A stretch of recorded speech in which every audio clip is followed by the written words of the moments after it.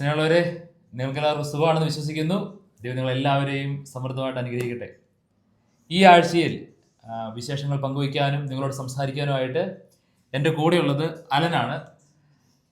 Allen ഇവിടെ മൂവാറ്റുപുഴയിലുള്ള steps അക്കാഡമിയിൽ അവിടെ പഠിപ്പിക്കുകയാണ്. അപ്പോൾ ആ സ്റ്റെപ്സ് അക്കാഡമിയിൽ ഇരുന്നുകൊണ്ട് തന്നെയാണ് നമ്മൾ ഈ വീഡിയോ ചെയ്യുന്നത്. ഒരു 2 ദിവസമൊക്കെ ആയിട്ടുള്ളൂ അലനെ പരിചയപ്പെട്ടിട്ട്. അപ്പോൾ അലനോട് സംസാരിക്കുന്ന ഓരോ സമയത്തും ഞാൻ മനസ്സിലാക്കിയ അവൻ ജീവിതത്തിൽ നേടിയെടുത്ത ഓരോ കാര്യങ്ങളെക്കുറിച്ചും എനിക്ക് കുറേ അത്ഭുതം തോന്നിയിട്ടുണ്ട്. അതുകൊണ്ടാണ് അലൻ്റെ ജീവിതം ഞാൻ നിങ്ങളോട് പങ്കുവയ്ക്കുന്നത്. അലൻ, നമസ്കാരം. Thank you. അലനെ ഒന്ന് പരിചയപ്പെടുത്താവോ? പേര്, പിന്നെ വീട്ടുപേര്, അങ്ങനെ എവിടെയാണ് സ്ഥലം, വീട്ടാരൊക്കെ ഉണ്ടെന്ന്? സോ എൻ്റെ പേര് അലൻ എന്നാണ്. ഞാൻ രാമപുരത്തു നിന്നാണ് വരുന്നത്. കോട്ടയം രാമപുരമാണ്. സോ വീട്ടിൽ പപ്പ, മമ്മി, അനിയനുണ്ടായിരുന്നു. 10 വയസ്സായപ്പോഴാണ് മരിച്ചു പോയത്. കൊറോണ ന്യൂമോണിയ വന്നതാണ്. പിന്നെ ഏറ്റവും കൂടുതൽ ഇതുപോലത്തെ കാര്യങ്ങളൊക്കെ സപ്പോർട്ട് ചെയ്തിട്ടുള്ള ഫാമിലി തന്നെയാണ്, അതായത് എൻ്റെ പപ്പായും മമ്മിയൊക്കെയാണ്. പിന്നെ ഇപ്പോൾ പറയുകയാണെങ്കിൽ തന്നെ എനിക്ക് വിഷമമുണ്ടായ സമയത്തൊക്കെ ഞാൻ പറയുമ്പോൾ തന്നെ എനിക്ക് കരച്ചിൽ വരും. അതുകൊണ്ടാണ്. അപ്പം എന്നെ ഏറ്റവും കൂടുതൽ സപ്പോർട്ട് ചെയ്തത് എൻ്റെ മമ്മിയാണ്. പപ്പായ്ക്ക് ഇപ്പോഴും മമ്മിയാണ്. കാരണം ഞാനൊരു വിഷമിച്ചിരുന്ന സമയത്ത് പോലും എനിക്ക് വേണ്ടി കരഞ്ഞിട്ടുള്ളത് എൻ്റെ മമ്മിയാണ്. ഏറ്റവും കൂടുതൽ കരഞ്ഞിട്ടുള്ളത്. അപ്പോൾ അത് ഞാൻ എപ്പോഴും പറയും. അപ്പോൾ ഞാനിപ്പം എൻ്റെ ഇൻസ്റ്റ എടുത്ത് നോക്കി ഞാൻ പോസ്റ്റ് ചെയ്തൊക്കെ എൻ്റെ മമ്മീനെ പറ്റി ഞാൻ പോസ്റ്റ് ചെയ്തിട്ടുണ്ട്. അപ്പോൾ അത് ഞാൻ എടുത്തു പറയും. അപ്പം മമ്മീനെ പറ്റി പറയാതിരിക്കാൻ എനിക്ക് പറ്റില്ല. കാരണം അതാണ് ഞാൻ ആദ്യം പറയേണ്ട കാര്യം. കാരണം ഞാൻ ആക്ച്വലി കരച്ചിൽ വരുന്നുണ്ടെന്ന് പറയുമ്പോൾ പറയാം. ഞാൻ കുഞ്ഞിലുണ്ടായ സമയത്തൊട്ട് ഒരുപാട് അനുഭവിച്ചിട്ടുണ്ട് എൻ്റെ അമ്മ. എൻ്റെ അനിയനുണ്ടായ സമയത്തൊക്കെ അനുഭവിച്ചിട്ടുണ്ട്. മമ്മി എവിടെ പോയാലും അഭിമാനത്തോട് പറയും, അവൻ അത്ര നല്ലൊരു മകനാണെന്ന് മമ്മി എവിടെ പോയാലും പറയും. എല്ലാ നാട്ടുകാരാണ് എവിടെ ചോദിച്ചാലും പറയും. എനിക്കത് കേൾക്കുമ്പോൾ ഒക്കെ മനസ്സിൽ ഭയങ്കര സന്തോഷമാണ്. പ്രിയപ്പെട്ട സഹോസ്, ഞാൻ അലനെ നിങ്ങൾക്ക് പരിചയപ്പെടുത്താൻ കൊണ്ടുവന്നതിന് കാരണം അലനൊരു ബുദ്ധിമുട്ടുണ്ട്.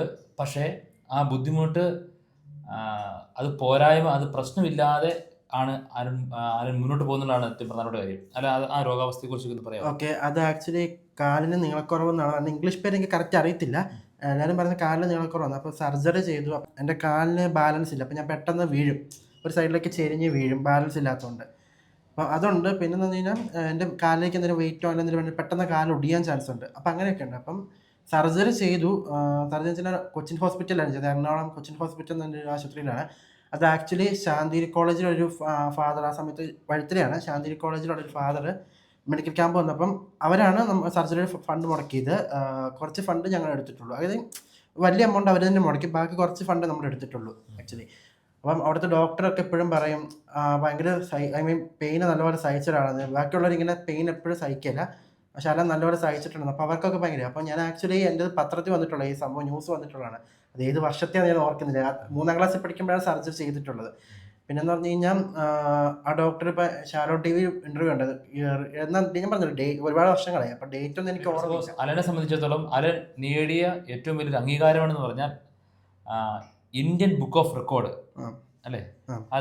അതിനെ കുറിച്ച് പറയാം, ആ അംഗീകാരത്തെ കുറിച്ച്. ഓക്കെ, ആക്ച്വലി ഞാൻ കമ്പ്യൂട്ടർ പ്രോഗ്രാമിംഗ് ആണ് ഏറ്റവും കൂടുതൽ ചെയ്തിട്ടുള്ളത്. ഞാൻ പറയാം, വഴിയെ പറയാം. അപ്പം ഞാൻ ഏറ്റവും കൂടുതൽ എനിക്ക് ഒരുപാട് ഫിസിക്കൽ ആൻഡ് മെൻ്റലി ഹറാസ്മെൻ്റ് ഉള്ളൊരു പയ്യനാണ് ഞാൻ, ഡിസബിലിറ്റി ഉള്ളത് വെച്ച് പറഞ്ഞത്. അപ്പോൾ അതിനൊക്കെ ഒരു മനസ്സിൽ നിന്നൊരു സ്വസ്ഥത കിട്ടാൻ വേണ്ടി കമ്പ്യൂട്ടർ പോലെ നമ്മൾ അതിലൂടെ കൂടുതൽ ഫോക്കസ് ചെയ്യുന്നുണ്ട്. നമുക്ക് എന്ത് ചെയ്യാം, നമ്മൾ ബാക്കിയുള്ളതൊക്കെ മറന്നു. അപ്പോൾ അതിൽ ഫോക്കസ്. അപ്പോൾ ഞാൻ എന്തുകൊണ്ട് വിചാരിച്ചു എനിക്ക് എന്താ ഇത്ര കഴിവുണ്ട് എന്ന്, എനിക്ക് സ്വയം കഴിവുണ്ട്. അപ്പോൾ ഞാൻ എന്തുകൊണ്ട് ഒരു എന്തെങ്കിലും കിട്ടിക്കൂടാന്ന് ഓർത്ത് ഞാൻ എന്ത് ചെയ്തു, എനിക്ക് 50ഓളം പ്രോഗ്രാം ഞാൻ ചെയ്തിട്ടുണ്ടായിരുന്നു. അപ്പോൾ ഞാൻ ജസ്റ്റ് അതൊന്ന് അപ്ലൈ ചെയ്ത് കിട്ടുമില്ലെന്നുള്ളതല്ല, അപ്ലൈ ചെയ്ത് നോക്കാം, കിട്ടി പോയപ്പോൾ. എന്നിട്ട് ആക്ച്വലി ഗിറ്റ് ഹബ് എന്നൊരു പ്ലാറ്റ്ഫോം ഉണ്ട്. അപ്പോൾ ഞാൻ അതിലൊരു 50 പ്രൊജക്റ്റ് ഏകദേശം ചെയ്തിട്ടുണ്ട്. അപ്പോൾ ഇത് ഞാൻ എന്ത് ചെയ്തു, ഇവർക്ക് അയച്ചു കൊടുത്തു. നമ്മൾ യൂട്യൂബിൽ നോക്കി ഇതെങ്ങനെ ചെയ്യുന്നത് യൂട്യൂബിൽ നോക്കി പഠിച്ചിട്ട് നമ്മളിത് അയച്ചു കൊടുത്തു. ഇത് സ്ക്രീൻഷോട്ട് പ്രൂഫ് അയച്ചു കൊടുത്തു. അപ്പം അവർ പ്രോസസ്സ് ചെയ്ത് താമസം എടുക്കുന്നത് മെയിൽ വന്നു, കൺഫേം IP ആപ്ലിക്കേഷൻ ID വന്നു, ഇങ്ങനെ വന്നു പറഞ്ഞു. ഞാൻ വീട്ടിൽ പറഞ്ഞു. അപ്പോൾ വീട്ടിൽ പറഞ്ഞു കിട്ടുമില്ലെന്നല്ല, കൊടുത്തു നോക്കാൻ പറഞ്ഞു. ഒരാഴ്ച 2 ആഴ്ച കഴിഞ്ഞപ്പം ഒരു എക്സാം ടൈം വന്ന് ഞാൻ എൻ്റെ ഫോണിലൊരു മെയിൽ വന്നു നോക്കിയപ്പം Indian book of record IBR എന്ന് പറഞ്ഞത്. അപ്പോൾ IBR എന്ന് പറഞ്ഞാൽ പെട്ടെന്ന് എനിക്ക് ക്ലിക്കായില്ല. എന്തായാലും മെയിലെന്ന് നോക്കിയപ്പം Indian book of confirmation of Indian book of record എന്ന് വന്നു. ഞാൻ ആദ്യം ഒന്ന് ഞെട്ടി, പിന്നെ വായിച്ചു നോക്കിയപ്പം ഇന്ത്യൻ ബുക്ക് ഓഫ് റെക്കോർഡ് കിട്ടി എന്ന് പറഞ്ഞിട്ടൊരു മെയിൽ വന്നു. അവരത് എനിക്ക് കിട്ടി, കൺഗ്രാജുലേഷൻസ് ഒക്കെ പറഞ്ഞ് ഒരു ഡീപ്പായിട്ടൊരു മെയിൽ വന്നിട്ടുണ്ടായിരുന്നു. ഇത് ആക്ച്വലി ഞാൻ ഫസ്റ്റ് പറഞ്ഞത് മമ്മിയോടെ. മമ്മി അന്നേരം ഭയങ്കര സന്തോഷമായി. എന്നിട്ട് മമ്മി എനിക്ക് പരിചയമുള്ള എല്ലാവരോടും പറഞ്ഞു ആക്ച്വലി. അങ്ങനെ അത് വലിയൊരു അച്ചീവ്മെൻ്റ്, അത് ലൈഫിലേക്ക് കിട്ടിയൊരു വലിയൊരു അച്ചീവ്മെൻ്റ് ആണ് അത്. അപ്പോൾ അങ്ങനെ വലിയൊരു അംഗീകാരം കിട്ടി. അപ്പോൾ ഒത്രയും വർക്ക് ചെയ്യുന്നുണ്ട്. ഇപ്പോൾ ഡിഗ്രി കഴിഞ്ഞല്ലേ? ഡിഗ്രി കഴിഞ്ഞു. ഇപ്പോൾ വർക്ക് സ്റ്റാർട്ട് ചെയ്തു. ജസ്റ്റ് ഒന്ന് സ്റ്റാർട്ട് ചെയ്തു. അതിനിടയിൽ തന്നെ ഇത്രയും അംഗീകാരങ്ങളും കാര്യങ്ങളെല്ലാം വന്നിട്ടുണ്ട്. അപ്പോൾ എനിക്ക് തോന്നുന്നു ഇങ്ങനെ കാലിനൊരു ബുദ്ധിമുട്ടുണ്ടെന്ന് പറഞ്ഞല്ലോ. ആ അപ്പോൾ നമുക്കറിയാം സാധാരണ ചെറിയൊരു പോരായ്മകൾ നമുക്ക് എന്തെങ്കിലും ഉണ്ടെങ്കിൽ തന്നെ നമ്മൾ ദൈവത്തോട് പരാതി പറയുന്ന ആളുകൾ ഒത്തിരി ഉണ്ട്, നമ്മൾ കണ്ടിട്ടുണ്ടല്ലോ. അപ്പോൾ സഹോയ്ക്ക് ഈ ഒരു ബുദ്ധിമുട്ടുണ്ടായിട്ട് എന്തെങ്കിലും ദൈവത്തോട് വിഷമം തോന്നിയിട്ടുണ്ടോ? വിഷമം തോന്നിട്ടുണ്ടെന്ന് വെച്ചാൽ അങ്ങനെ എനിക്ക് തോന്നിയിട്ടില്ല. കാരണം വിഷമം തോന്നുന്നു വെച്ചാൽ ഈ പറഞ്ഞ പോലെ ഐ മീൻ നമുക്ക് ആ ഒരു വേദനയുടെ ഒരു സമയത്ത് വേദന വരും, കാലിനൊരു വേദന വരുമല്ലോ, അന്നേരം നമുക്ക് ദൈവത്തോട് നമ്മൾ വിഷമിച്ച് പറയും, അതായത് ഇങ്ങനെ വേദന ഒന്ന് മാറ്റി തരാനുള്ള പറയും. അല്ലാതെ എനിക്ക് വിഷമമൊന്നും തോന്നിയില്ല. കാരണം ഞാൻ ഒരു പള്ളിയിൽ പോകുന്നതിൻ്റെ പയ്യന, ഐ മീൻ എല്ലാവരും പറയും ഞാൻ ദിവസം എന്നെ കൊണ്ട് പറ്റുന്നതിന് ഞാൻ പള്ളിയിൽ പോകും, എൻ്റെ മമ്മിയും പള്ളിയിൽ പോകുന്ന, എല്ലാവരും വീട്ടുകാരെല്ലാവരും പോകുന്നത്. അപ്പം മമ്മി എന്നോട് എപ്പോഴും പറഞ്ഞിട്ടുള്ള കാര്യമാണ്, നമുക്ക് എന്തെങ്കിലും പ്രശ്നമുണ്ടെങ്കിൽ ദൈവത്തോട് പ്രാർത്ഥിക്കുക. ഞങ്ങൾ ഏറ്റവും കൂടുതൽ ഈശോയെ എനിക്ക് ഭയങ്കര ഇഷ്ടമാണ്. കാരണം വെച്ചാൽ ഈശോ ഇഷ്ടപ്പെടാൻ കാണിച്ചാൽ ഒന്ന് നമ്മൾ മറ്റുള്ളവർ പറയും ഈശോ ഇല്ല അങ്ങനെ എങ്ങനെയാണെന്നൊക്കെ പറയും. പക്ഷേ ഈ നമ്മുടെ സയൻസ് പോലും, അതായത് സയൻസ് പോലും പ്രൂവ് ചെയ്തേക്കുന്ന ഒരു കാര്യമാണ് ഈശോ ഇങ്ങനെ ഒരു മനുഷ്യരുണ്ടായിരുന്നു എന്നുള്ളത്, സഹനങ്ങൾ സഹിച്ച് എന്ന് പറയുമ്പോൾ ഈശോ സഹിച്ചേക്കാൾ ചെറിയ വേദനയൊക്കെ നമുക്ക് കിട്ടിയിട്ടുള്ളൂ ശരിക്കും പറഞ്ഞു കഴിഞ്ഞാൽ. അപ്പം അത് വെച്ച് നോക്കുമ്പോൾ ഇതൊക്കെ ചെറുത്. അപ്പം അങ്ങനെ വേദന ഉണ്ടായ സമയത്തൊക്കെ വിഷമം ഉണ്ടായിട്ടുണ്ട്. ബട്ട് ഞാൻ ഒരിക്കലും പരാതി പറഞ്ഞിട്ടില്ല ദൈവത്തോട്. അതെനിക്ക് ദൈവം അറിഞ്ഞ് അതിനനുസരിച്ചുള്ള തിരുത്തൽ തന്നിട്ടുണ്ട്. ഇപ്പം ഒരു അപകടത്തിൽ ഉദാഹരണം ഒരു മനുഷ്യൻ അപകടത്തിൽപ്പെട്ടു, ചിലപ്പോൾ ദൈവം വേറൊരു രീതിയിൽ ഇപ്പം ഉദാഹരണം പറഞ്ഞാൽ ഇപ്പം ഒരു എന്താ പറയുക എനിക്കൊരു സംഭവം കിട്ടിയില്ല, ഇവനിപ്പോൾ ഉദാഹരണം പറഞ്ഞാൽ എനിക്ക് വേൾഡ് റെക്കോർഡ് കിട്ടിയില്ല, പക്ഷേ ദൈവം വിചാരിച്ചാണ് അത് ഇപ്പം കിട്ടണ്ട, അടുത്ത പ്രാവശ്യം നമുക്കത് കിട്ടാമെന്ന് വിചാരിച്ച് ഇപ്പം ഇന്ത്യൻ ബുക്ക് ഓഫ് റെക്കോർഡ് കിട്ടി. സോ അങ്ങനെ നോക്കുമ്പോൾ ദൈവം എന്തെങ്കിലും പദ്ധതി എനിക്ക് വെച്ചിട്ടുണ്ടായിരിക്കും. സോ അതുകൊണ്ട് അങ്ങനെ പരാതിപ്പെട്ടിട്ടില്ല ഞാൻ ഇതുവരെ. അപ്പോൾ സന്തോഷമാണ് ദൈവമായിട്ട്. അതെ.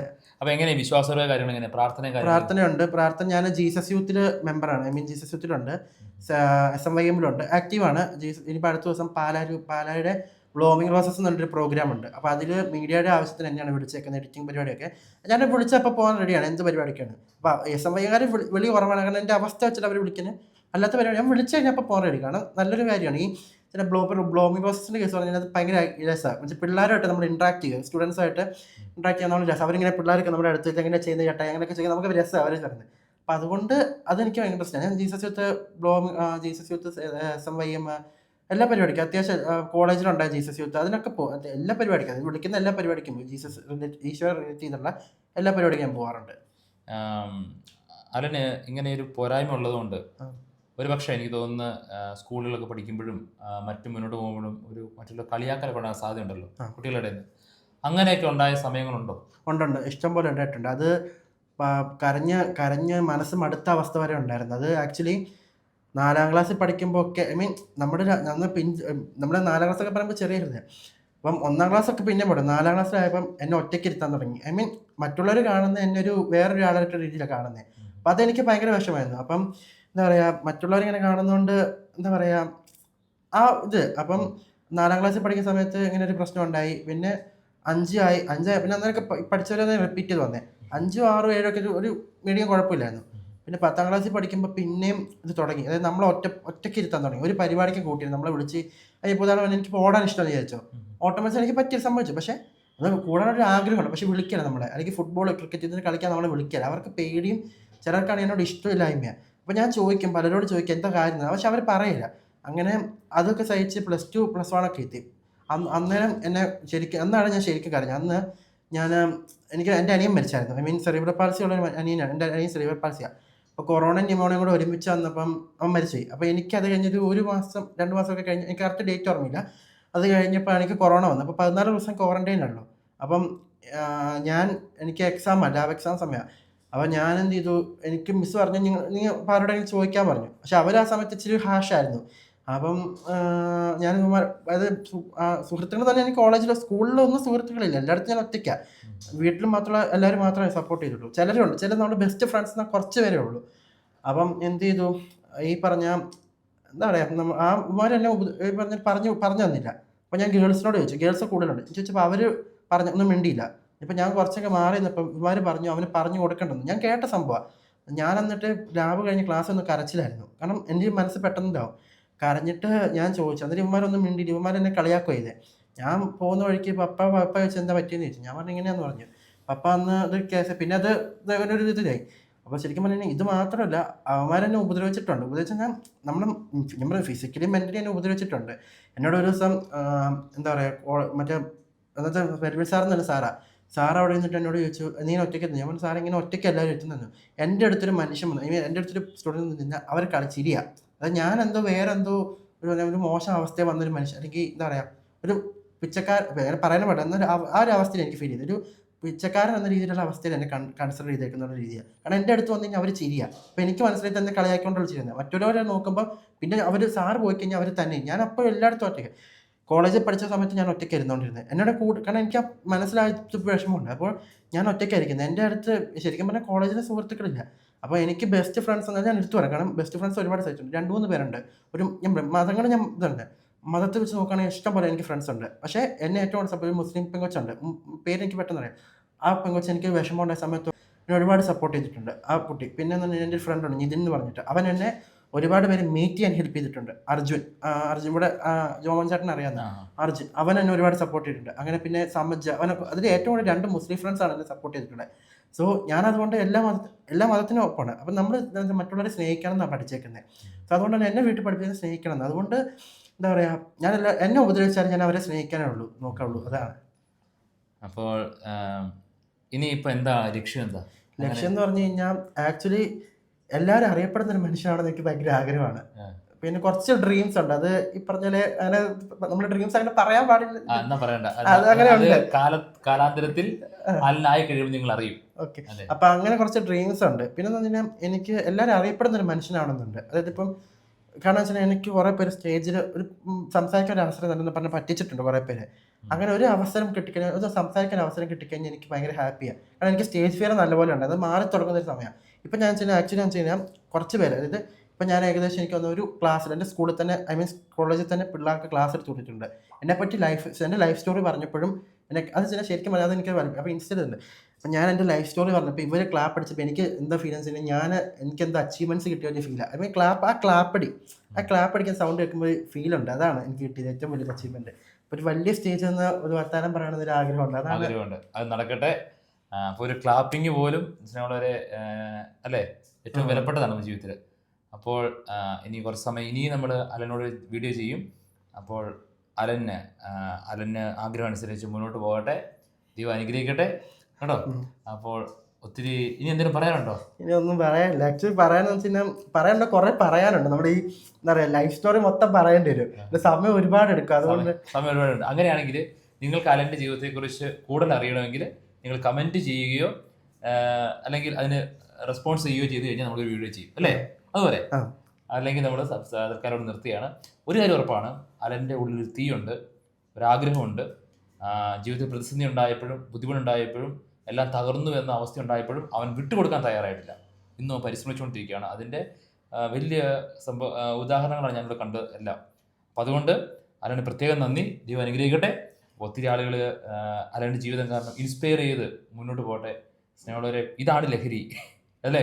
ഇതാണ് ലഹരി. പിന്നെന്ന് പറഞ്ഞു കഴിഞ്ഞാൽ എനിക്ക് ഏറ്റവും കൂടുതൽ ഫാമിലിയെ പറ്റിയാണ്. കാരണം നമ്മുടെ ഫാമിലി എന്ന് പറഞ്ഞു കഴിഞ്ഞാൽ ഒരുപാട് സപ്പോർട്ട് ചെയ്തിട്ടുണ്ട്. കാരണം ഞാൻ വഴക്കുണ്ടാവും, സംബന്ധിച്ച് നമുക്ക് സ്നേഹമുള്ളിടത്ത് വഴക്കുണ്ടാവുള്ളൂ.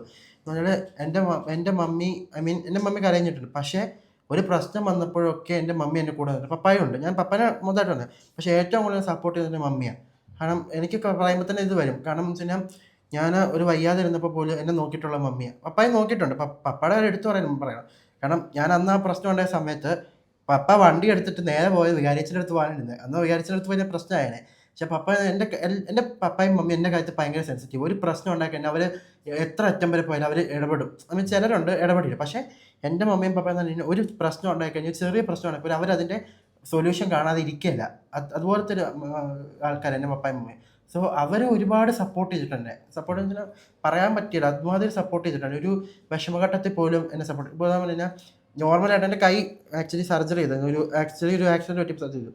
അന്ന് പോലും എന്നെ നോക്കിക്കൊണ്ടിരുന്നത് എൻ്റെ പപ്പായും മമ്മിയും. അന്ന് എന്നെ കുളിപ്പിക്കാനാണെങ്കിലും, കാരണം ഈ കൈ ഉപയോഗിക്കത്തില്ല സാധാരണ, അങ്ങനെ എനിക്കറിയത്തില്ല. പക്ഷേ എനിക്ക് കൈ വരുന്നപ്പോൾ കുളിപ്പിക്കാനാണെങ്കിലും, പിന്നെ എനിക്ക് കാലിന് സർജറി ചെയ്ത സമയത്ത് എന്നെ എടുത്തോണ്ട് എനിക്ക് അത് വെയിറ്റ് നല്ലപോലെ ഉണ്ട്. പപ്പയുടെ നട്ടിൻ്റെ പ്രശ്നം പോലും നോക്കിയില്ല. എന്നിട്ട് പോലും എന്നെ പൊക്കി എടുത്തോണ്ട് സ്റ്റെപ്പൊക്കെ കയറ്റിയത് എൻ്റെ പപ്പായ. അപ്പോൾ അത് പറയാതിരുന്ന് കഴിഞ്ഞാൽ മോശമായിപ്പോയി. കാരണം ഫാമിലി എന്ന് പറഞ്ഞ ഒരാൾ നല്ലൊരു സപ്പോർട്ടാണ് എനിക്ക് ഫാമിലി.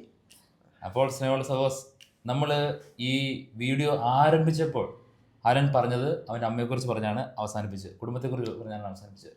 ഈ വീഡിയോ അവസാനിപ്പിക്കുമ്പോഴും ഒരു നിയോഗം എന്ന് പറഞ്ഞാൽ അലൻ ഫാമിലിയെക്കുറിച്ച് പറഞ്ഞ കുടുംബത്തെക്കുറിച്ച് പറഞ്ഞാണ് അവസാനിപ്പിക്കുന്നത്. അപ്പോൾ ദൈവം അനുഗ്രഹിക്കട്ടെ. ഇനി പുതിയ മനുഷ്യരുമായി അവരുടെ വിശേഷങ്ങളും അവരുടെ ജീവിതവുമായിട്ട് നമ്മൾ കണ്ടുവിട്ടാൽ ദൈവം അനുഗ്രഹിക്കട്ടെ. നന്ദി.